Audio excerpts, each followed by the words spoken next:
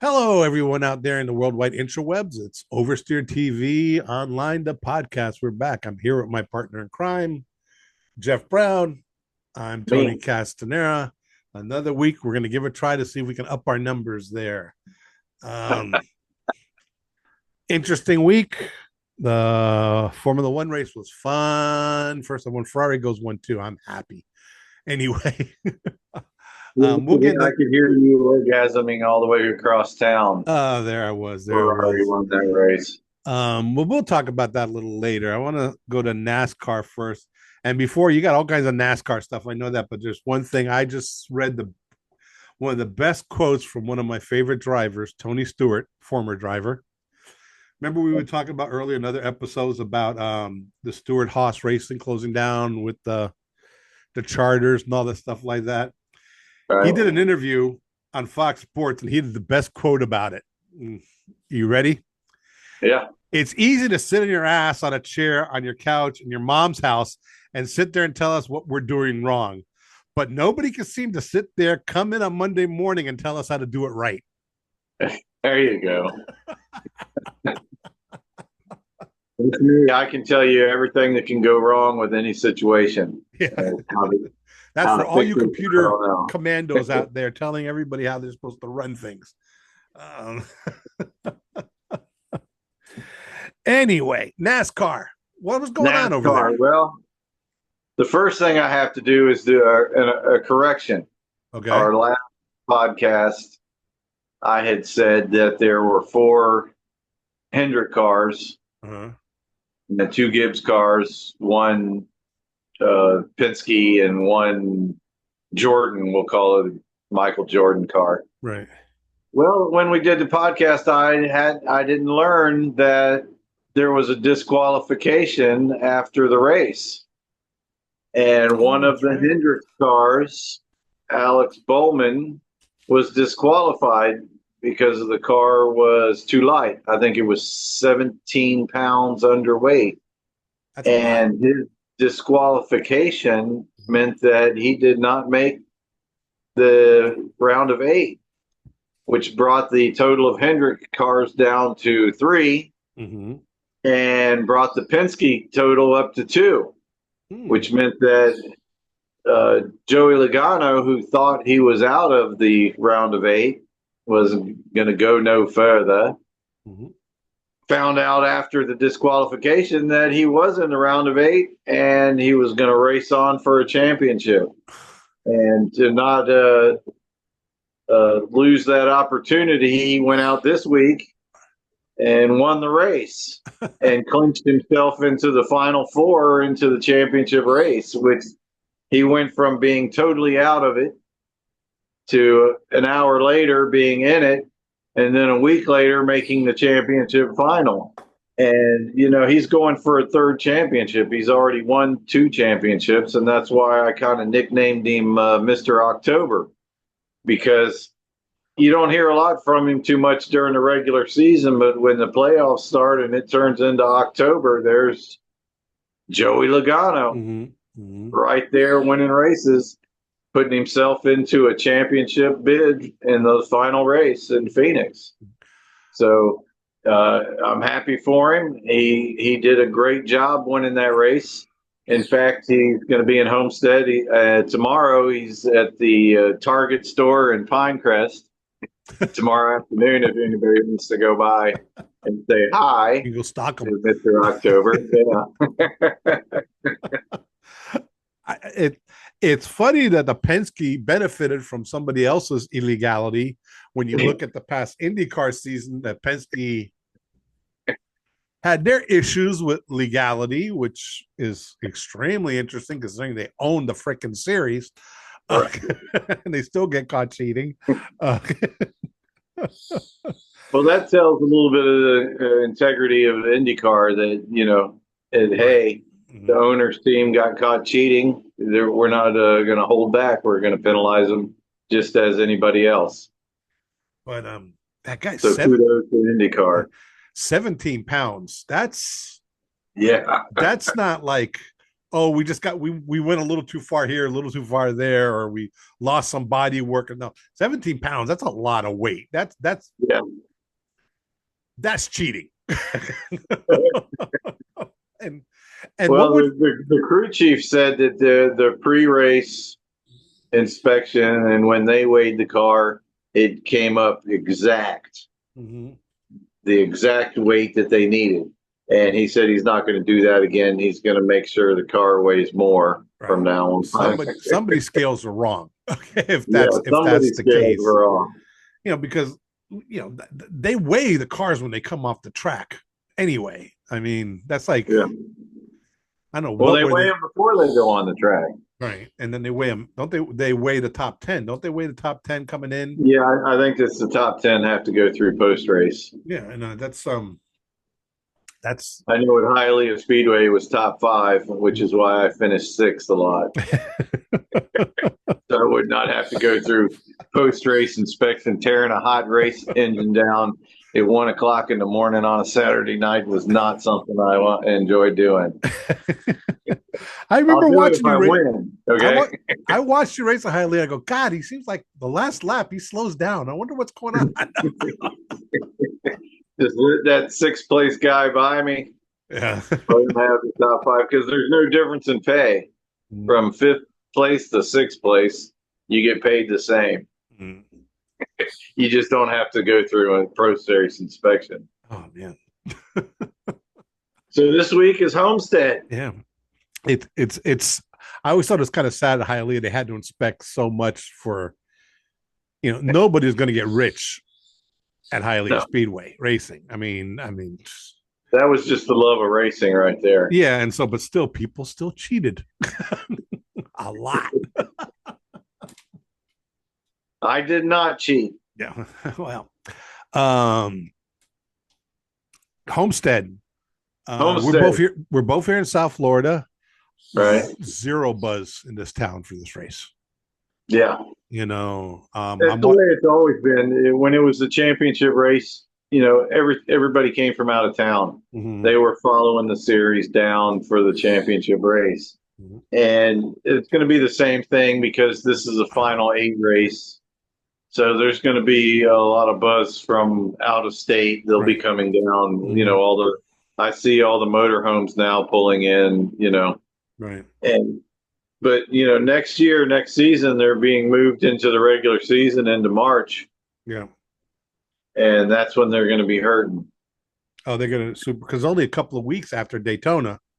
Yeah. And, it's and like you said, there's zero buzz in South Florida about NASCAR. Yeah, zero buzz. Formula One is totally. Before they used to the local news would do some stuff out the speedway, and they'd always do a few things.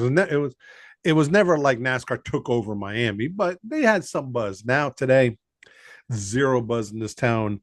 I think moving to March is going to make it even worse. I think that's why they moved it from the championship series because they had high hopes of the Miami market, that they were going to come in and make all this money, but they misjudged their fan base. Like you said, the Hispanic market in Miami is Formula One, all the way. Yeah, that track makes boatloads of money. It's incredible how many. Last I heard, I think it's out of the year 240 something days a year that track's rented. A lot of testing, a lot of commercials, all kinds of stuff. Arrive and drive days. They're like, I know of like 5 or 6 different groups where you can pay, and then they take the track for the weekend. You can go race on the track. You can drive around your car on the track and everything. They also have the drag races once a month on pit lane, which on Friday nights once a month. Yeah. So I don't know if NASCAR's going to sell the track, and I think they just put a race down there just because, hey, we got a track, we need a race, let's do it there. One of the problems with Homestead is that it's so far from every place. I mean, even if you go even from Daytona, that's a 4-hour drive. Well, that's a 6-hour drive from Daytona. Yeah, and I've done that drive many times. Yeah. It's a good 6 hours. Yeah, and there's well, I see the way you drive. It's 4 hours for me, 6 hours for you. But that's the thing.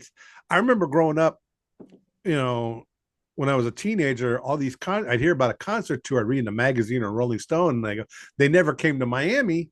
A lot of the big tours because it was too far south. It wasn't worth it spending the gas. You'd have concerts, big concerts in Tampa, Orlando, the Who, Led Zeppelin. They stopped coming to Miami because it was just too far, and they were so big. They knew if they played Orlando, people from Miami would drive up to watch the stuff. Or if they played, I was at the notorious Led Zeppelin concert in Tampa where they played 4 songs. It rained and there was a riot. It's the problem, and people think, oh, it's in Miami, but the Homestead Miami Speedway from downtown Miami, that's an hour drive, at least. Well, it depends on traffic, Even with no traffic, it's a 45-minute drive. Yeah, I do in a half hour. I've seen the way you drive. People think about Miami, and Miami-Dade County is, I believe, one of the largest counties in the United States when it comes to square miles in size. Miami-Dade County is huge. And you talk to a person in Miami, you say Homestead, you might as well be saying, Fort Myers or Sarasota. They never come down to my Homestead. Homestead is a place they pass by the turnpike into the Keys. Yeah. But they're coming to Miami, half mile. It's not a cookie cutter oval. It's more of a it's a favorite track of most of the drivers. Most of the drivers love the Homestead track. It's just a great track to drive for the drivers. I know Dale Earnhardt Jr. has said that it's his favorite track numerous times. He did well there. The variable banking they always used to talk about. What do you think it's going to do? Well, how do you think it's going to end up at Homestead? Well, Denny Hamlin, by some miracle, is still in the round of 8, and he has performed really well at Homestead in the past. So I think he has a definite shot of winning the race and making that championship 4 and finally getting that championship. So maybe he'll retire. He's getting a little long in the tooth. He's one of the veteran drivers out there. And he just, to me, seems like he's just trying to get that championship. That's the final thing in his career that he wants to do. And then once he does that, once he does that, he's going. I'm not going to say for sure he's going to retire, but I think that it'll prompt it within a season or two, because he's already stepped into the car owner role. So he's already planning his future after driving and still being a part of the sport. The smart drivers do that. Well, that's what Tony Stewart did, and see how that worked out for him. It's you got, because I don't care how good you are, eventually you're just too old. You can't race anymore. You don't the strength's not there, the reaction time's not there, and well, I don't really believe that, because at Hialeah Speedway there were guys that racing into their 70s, right, and they were winning races, And Hialeah Speedway, there was a saying at Hialeah Speedway: if you can race and win at Hialeah Speedway, you can race and win anywhere, because it's one of the toughest tracks to race on. But let's face it, guys there racing into their 70s and winning.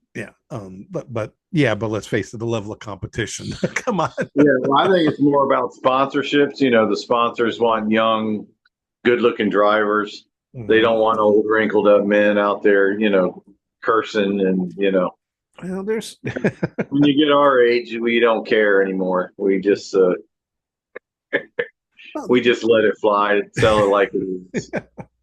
We have no boundaries. I think that's another thing also, as you get older. When you're young and stupid, you're reckless. You can do things and you don't care. When you get older, and especially once you have a family and you start responsibilities and stuff like that, you start thinking about stuff. You start thinking, when you're in your 20s, you don't think about your mortality. When you're in your 60s, well, yeah, You have more behind you than you have in front of you. Yeah, you start thinking about your mortality, which, by the way, people, I forgot to mention, it is our beloved Jeff Brown's birthday. So wish him a happy birthday in the comments. Thank you. You know, he doesn't, I Big mean, you got to admit, 6-0. look at that face. It doesn't look a day over 70. I was going to say a day over 59, which I am now, I guess, a day over 59. But with the age thing, I look at like somebody like Fernando Alonso, who's well into his 40s, and he's like a freak of nature. But Yeah. most drivers, by the time they're at the pro level, NASCAR, some of them last into their 40s, early 40s. But once you hit that 45, close to 50, they stop dropping off they start leaving the top levels. I mean, I can understand the sponsorship, but then again, I think if Mario Andretti in his 80s decided he wanted to go back into IndyCar racing, there'd be people tripping all over themselves to sponsor him. And he could still do it too, probably. He probably could. Because he's Mario Andretti. So, yeah. So let's go for it. Homestead, who you picking? Well, I'm gonna pick Kyle Larson. Yeah, well, because I think he's still, in my opinion, the driver to beat. It's his championship to lose at this point. He did not have a good race this past weekend, but he's still, in my opinion, the top driver. And Homestead is a driver's track, and it's a track where you ride around the top of that track, right up against the wall, and that's Kyle Larson's specialty. It's also Tyler Reddick's specialty, and I think he also has a good shot at it. And then you got the other two is Denny Hamlin and Tony. No, I was going to say Tony Stewart because you're talking about Tony Stewart. Joey Logano. I'm going to say the guy that won the race this past weekend, which is Joey Logano. No. Joey Logano. Yeah, there you go. So out of those top four, I think one of those four will win it, but I'm putting my money on Kyle Larson. Mm-hmm.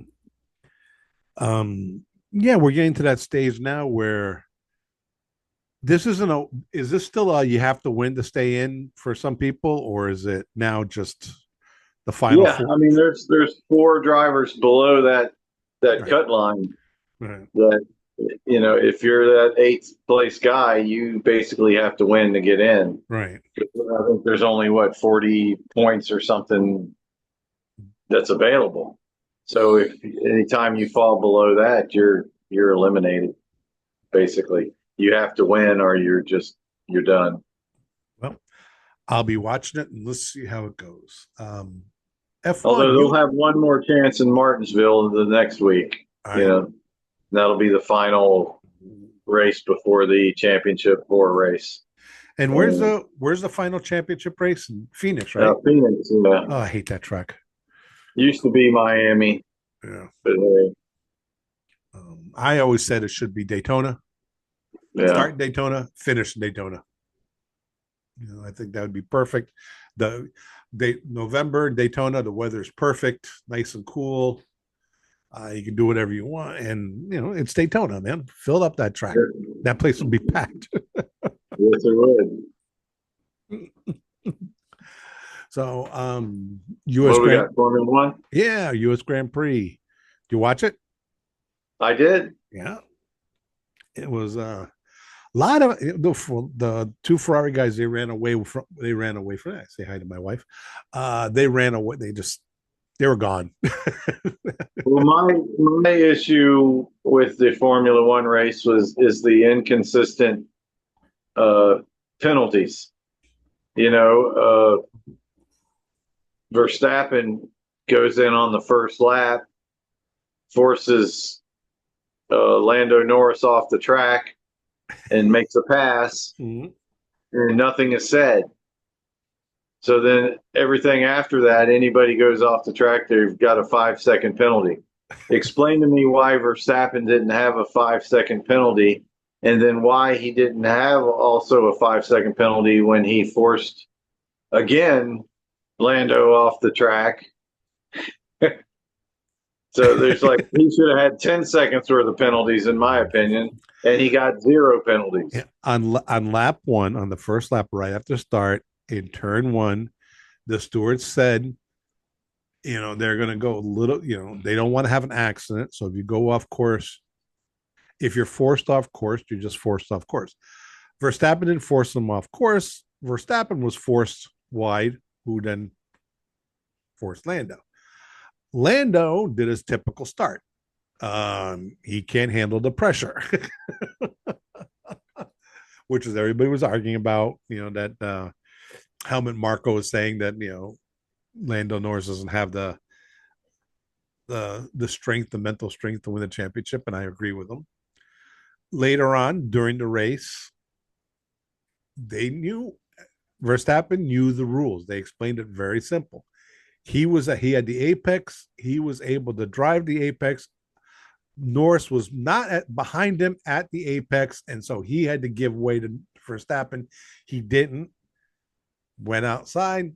5-second penalty. That was like, you even heard the announcers. They're like, that's a 5-second penalty. That's it. He wasn't passing him. He was behind him at the time. If he'd have been ahead of him at the apex, then it would have been a different story. Stop apologizing for Lando. I saw that he was ahead at the apex, actually. And he had to give that up because he was being forced off the track. Yeah. Go rewatch the pass, his attempted pass, and you'll see. And the other thing was, I believe McLaren messed up. They should have told him immediately afterwards, hey, give the position back, because that's the rule. Give the position back, and in the next lap, you can pass him again. You can try to pass him again. And he would have gotten to third place, but he didn't. McLaren, the team messed up, which is something McLaren's been doing a lot lately. It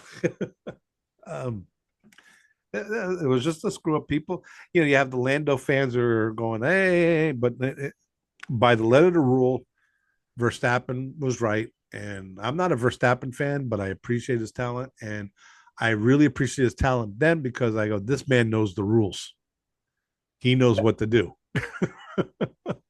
Well, no doubt he's won a lot of races and multiple championships.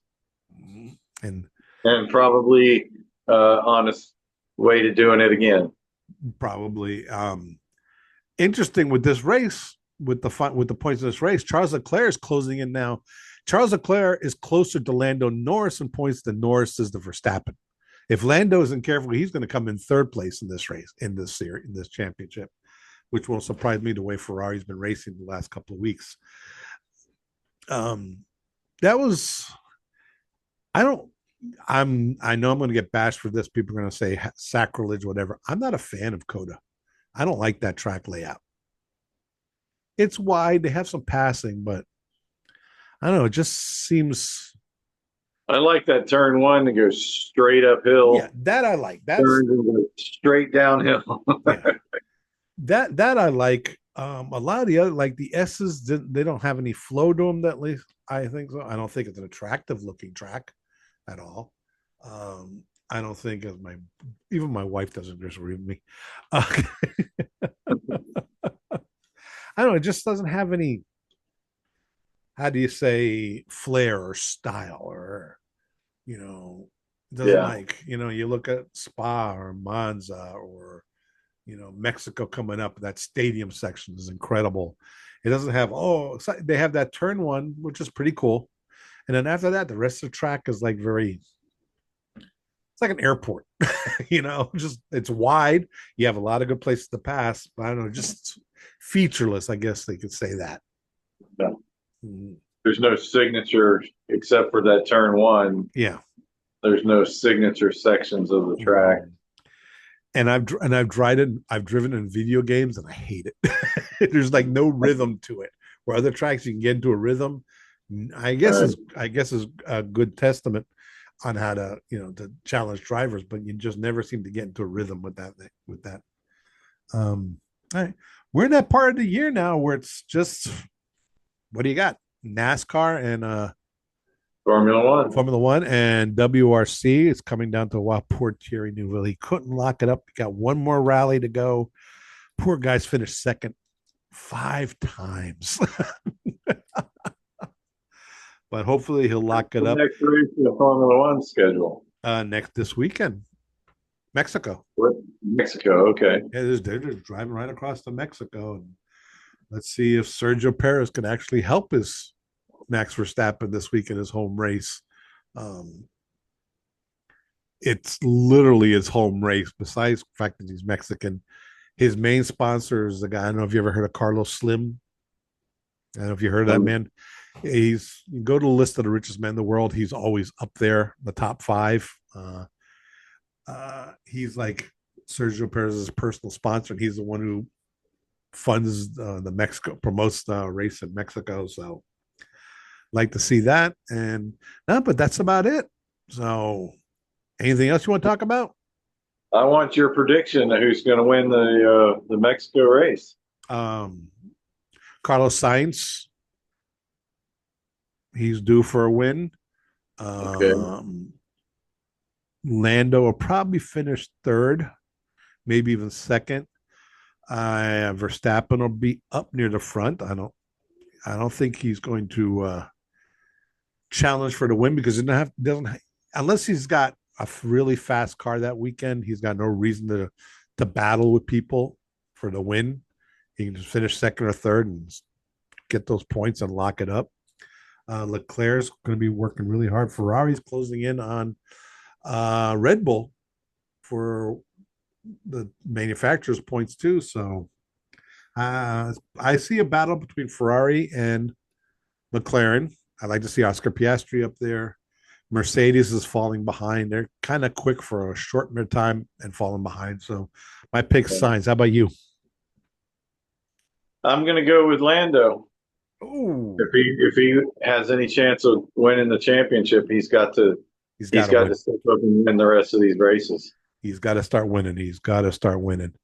I believe he's got the fast enough car to do it, but like you said, does he have the intestinal fortitude to get it done?